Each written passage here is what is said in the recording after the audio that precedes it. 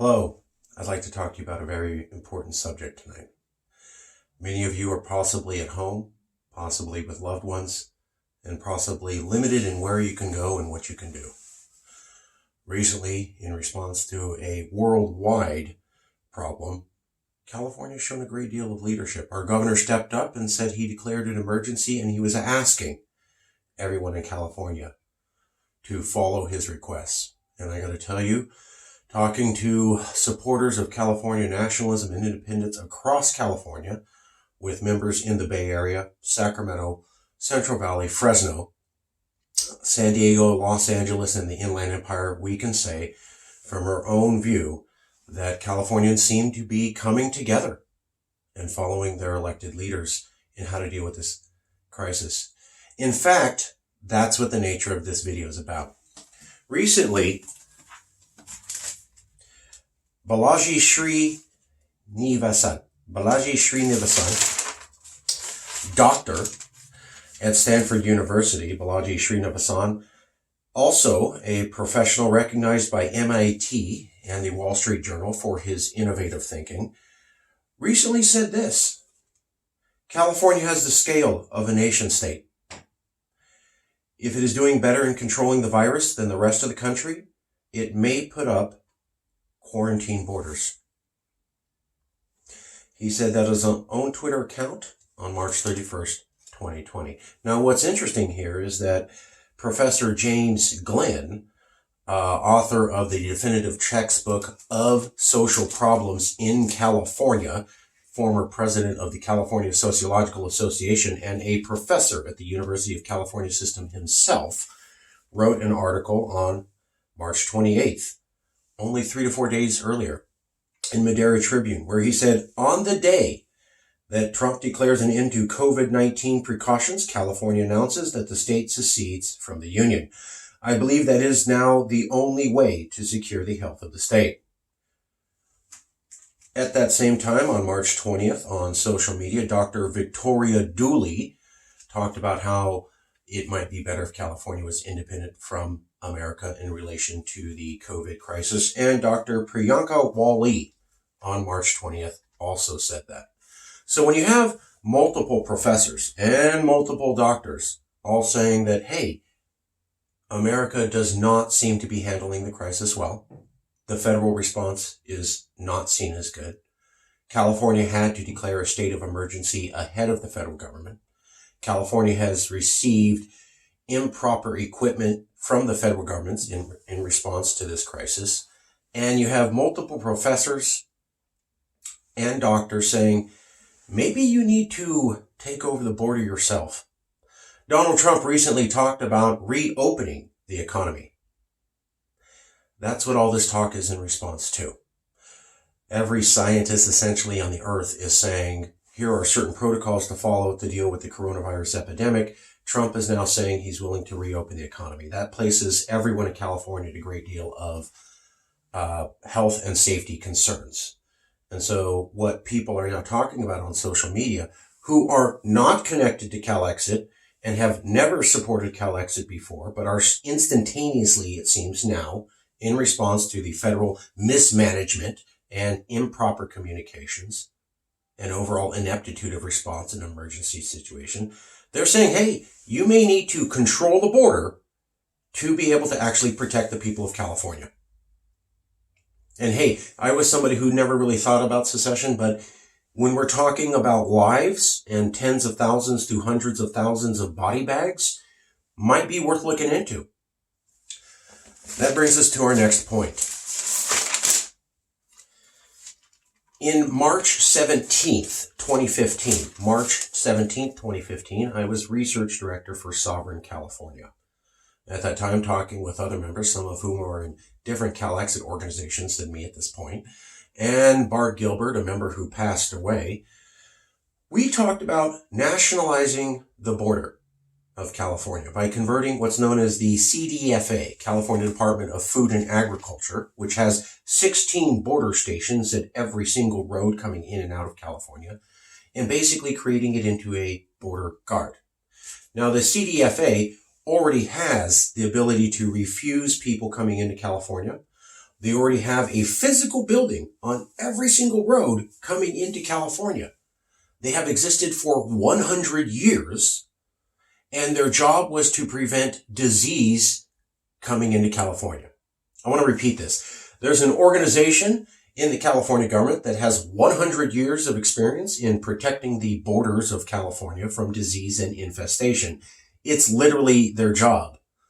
They're called the California Department of Food and Agriculture. They already have the borders. They already have the buildings. They work with CHP at the borders. They can stop people from coming in, and they've been doing it. And they were designed from day one to think about disease vectors and communicable diseases and how does stuff come in and how do things spread, and checking underneath every nook and cranny of every crevice of cars and people that come in. So they're literally, the brain is already designed for this. Now, they don't physically stop people. They tell you to go away if you don't meet their qualifications to be allowed into California. Yes, this is legal. It's gone on for 100 years. It was just focused on fruit. So the difference would be asking them to deal now with people. But here's the thing. They already inspect people and cargo coming across the roads. And they already work with the California Department of Highway Patrol as the armed power to make that happen. Additionally, the CDFA,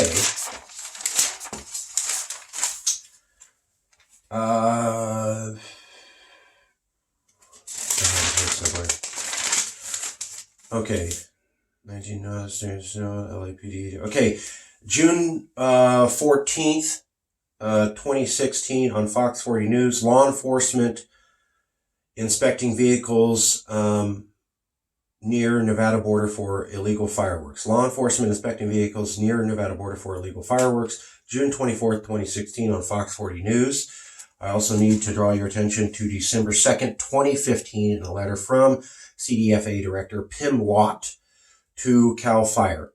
Now, what they did in 2015 was say CAL FIRE, a separate California organization, is going to work with the CDFA to patrol the borders to prevent fireworks coming in.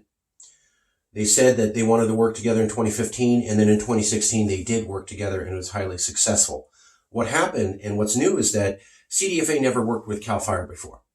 So there was a thing called drought and massive wildfires, the scale that California never seen before. They were called emergencies. The governor literally ordered CDFA to then immediately, and for the first time ever, work with CAL FIRE.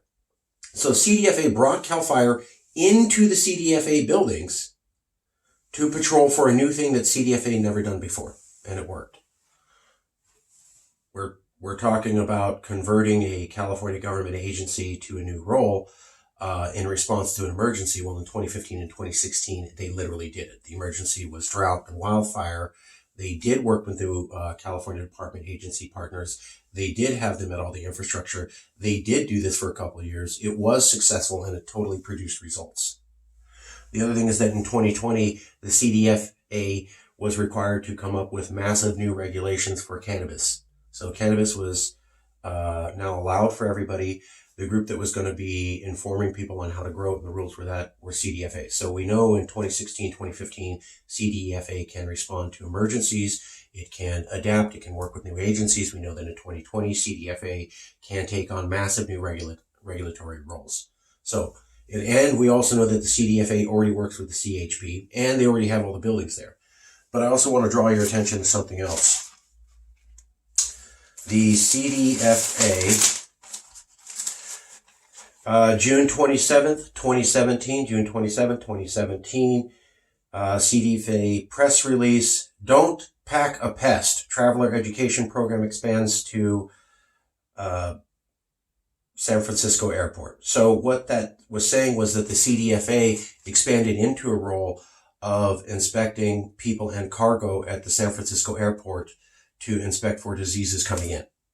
So besides the border station checkpoints, they also work at San Francisco airports and international airports in California for inspecting things, people and goods. We also know November 9th, 2018, fruit fly findings lead to extra precautions at Long Beach Port Complex. Fruit fly findings lead to extra precautions at Long Beach Port Complex. November 2018. What happened was that the CDFA oversaw quarantines and disease inspection at the seaport of LA. And I'm going to read a quote. This is from Ag Alert by reporter Christine Sousa, February 19th, 2020. Ag Alert, February 19th, 2020. That's like last month. According to Ag Alert, the CDFA monitors the domestic movement of people, goods, and cargo to prevent introduction of pests and diseases, and works closely with teams that handle international ports. There you go. Now, you may be saying, don't convert the CDFA to handle the border. Shouldn't you have medical doctors looking at this? Okay. We looked into that. So there is the California Department of Public Health, which has a Center for Infectious Diseases and a Division of Communicable Disease Control that already operates the Communicable Disease Emergency Response Program, CDER, and also runs the CAL-REDI, the California Reportable Disease Information Exchange. And that's the CDPH. So here's the question. The CDPH does have a communicable disease department. They do worry about disease being spread. They are the official management agency for doing that. But when we looked at their influenza guidance in 2013 for healthcare professionals and change to surveillance cases in 2019, it was clear that their job was to provide guidance to health inspectors. It didn't seem as though they were physically having somebody go out to every single hospital and at the borders and inspect for this. They were more saying, hey, if you're in California, here's what we expect you to do as a health professional. If you're in California and you're dealing with this disease, here's what you as a professional should look for. I want to contrast that with the CDFA, which has physical buildings at the border and has physical people actually go out to the ports to do the inspections. And so here's the question for you all at home. So the California Department Food Agriculture versus Public Health, they advise, they have infrastructure and experience. And we're talking about the CDFA versus the CDPH. That's CDFA versus CDPH. That is the debate. Now, I would argue that the CDFA is the one to handle this because in 2015, they responded to an emergency by the California government. They were redirected to take on a new role. But what they really did was they had CAL FIRE work under them and with them. And that was on top of them already working with the California Department of Highway Patrol. And so this would be a suggestion for the the CDPH, California Department of Public Health, to advise the California Department of Food and Agriculture, who would physically man the inspections at seaports, airports, and all the border stations. A couple more notes for you. I know this is emerging, but what we're finding out with the virus is two things. People are saying, I need answers to what's going to happen tomorrow, and I need answers to policies the government has never done before. So typically we take months, we come up with a position paper, lots of citations, a lot of working through it. I'm coming up with this video to get the relevant information that we have at Yes California directly to you so that you can think about if Trump reopens the economy and there are Americans allowed to come on airports and trains and seaports on voyages and travel in cars across the roads, who is physically going to go out there, meet them, and stop them from coming in and spreading the disease here in California? You have one agency that looks like they do advice.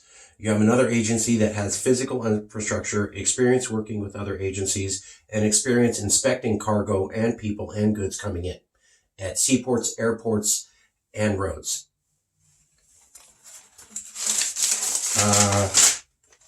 Okay, lastly, I need to point out that this is an idea that we've advocated here at Yes California for years. As I said, when I was the research director, I'm president now of Yes California, but I was the research director of Sovereign California, which is the first CalExit group. And it's so far back, it had members from other CalExit organizations that aren't even with YES. And it had members who passed away from old age and disease. We were saying then, take the CDFA specifically, they had the infrastructure, and modify them to be able to control the borders. And here's why I also think that they should be there. Because in October 22nd, 2017, here at YES California, we also said convert the CDFA to a border. And we were talking about threats of people taking, we were talking about threats from America to Californians. In November 30th, 2017, we were talking about concealed carry gun laws. That states in America are allowing people to have concealed carry guns. They can come into California and literally shoot people. We said, take the CDFA, or we had suggested take over the border to protect us from Americans coming in who could hurt us. January 28th, 2018, we said at YES California, think about putting up a border guard because people want to come in and kidnap our citizens, undocumented immigrants, and take them out. And so to protect Californians from Americans, January 28, 2018, you should put up borders. June 2018, in an article by me, I also talked about protecting borders and using the CDFA in order to convert them for that role to nationalize the border.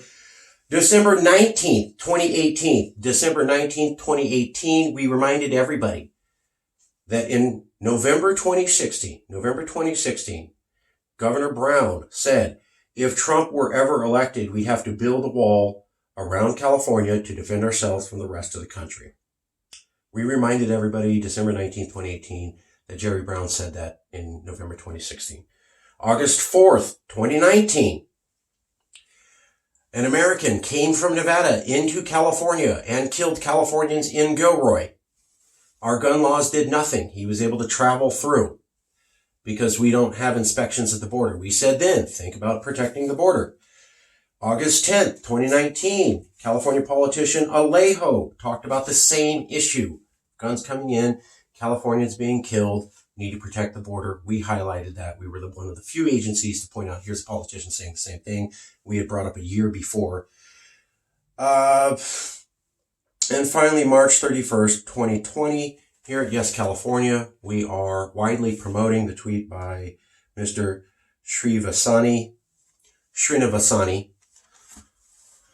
a professor, a doctor at Stanford University, who's saying the same thing as a professor who wrote the definitive textbook on sociology problems here in California, which is somehow figure out how to seal the border to prevent Americans from coming in who are not going to pay attention to emergency requests and will spread the COVID-19 virus. Now, look, I get that this may sound xenophobic, but we're there now.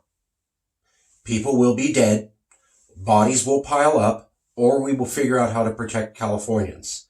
YES California pointed out 5 years ago how you could do this in what agency, and we've never stopped talking about it. We've always talked about this almost every single year. Hey, they're coming in to grab people and kidnap them. Hey, they're bringing guns in and can shoot people. Hey, they literally brought guns in and shot people. Hey, they could bring disease in because they're reckless. I mean, look at the way the federal government's running these things. Look at states. I cannot believe seeing Florida and Texas and other American states just say, yeah, go out, hang out, ignore the virus. It's ridiculous. We do not have a reliable partner. And if you want to say it's mean and ugly, that's fine. But now we're at the point where you're talking about people are going to live or die. Take a look at the research. We've been exploring this for half a decade. We've made the suggestion and we're going to continue to. But if we're wrong, somebody needs to figure out how to convert California to being able to protect its seaports, airports, trains, roads, and all forms of transportation of people and goods from America specifically into California. And you need to do it like right now.